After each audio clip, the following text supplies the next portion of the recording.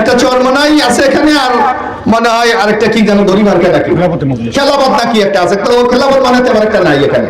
চরমনাইয়ের কিছু মরিদ টরিদ আছে, কয় আমরা যদি আমাদেরকে যদি এমপি বানান তাইলে আমরা উন্নয়ন এবং সন্ত্রাস মুক্ত কলাবাড়া উপহার দেবো, কয় না? ওই লোকটাকে চেনেন আপনারা?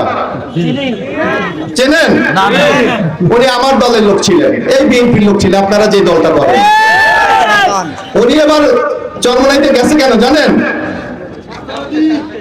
না কি লেগে গেছে জানেন? উনি বুঝছে যে বিএনপিতে থাকলে উনি নমিনেশন পাওয়ার কোনো সম্ভাবনা নাই। যাই লোকটা নিজের স্বার্থ দেখে উনি এখন চরমনাই গেছে যে আমি ইসলাম কায়েম করব। আমাদের অনেক এখানে ইসলামী স্কলার আছে, এখন বাংলাদেশে কি ইসলাম নাই? তুমি কোন ইসলাম কায়েম করবে? আমি কি মুসলমান না? আমাদের এখানে অনেক মুসলমান আছে, হাজি আছে, আছে না? আমরা কি নামাজ পড়ি না? আমরা কি রোজা রাখি না?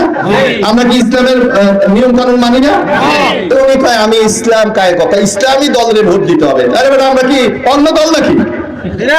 অর্থ দেনে মানুষকে ধোঁকা দেওয়ার একটা কৌশল।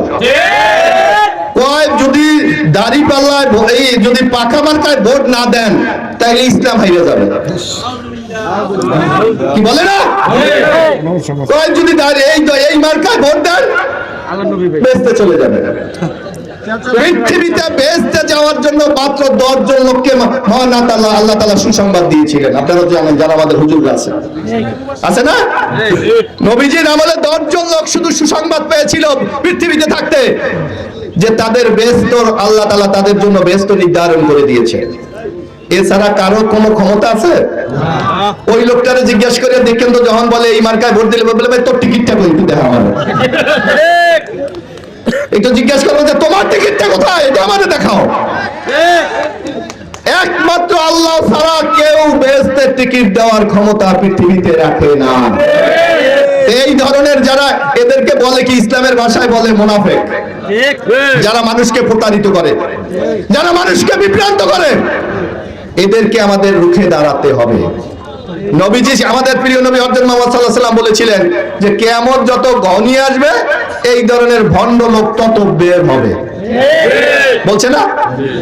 একজন দেখলাম বলতেছে বিড়ি খাইয়া যদি আপনি দাড়িপাল্লায় ভোট দেন তাহলে নামাজ কবুল হয়ে যাবে।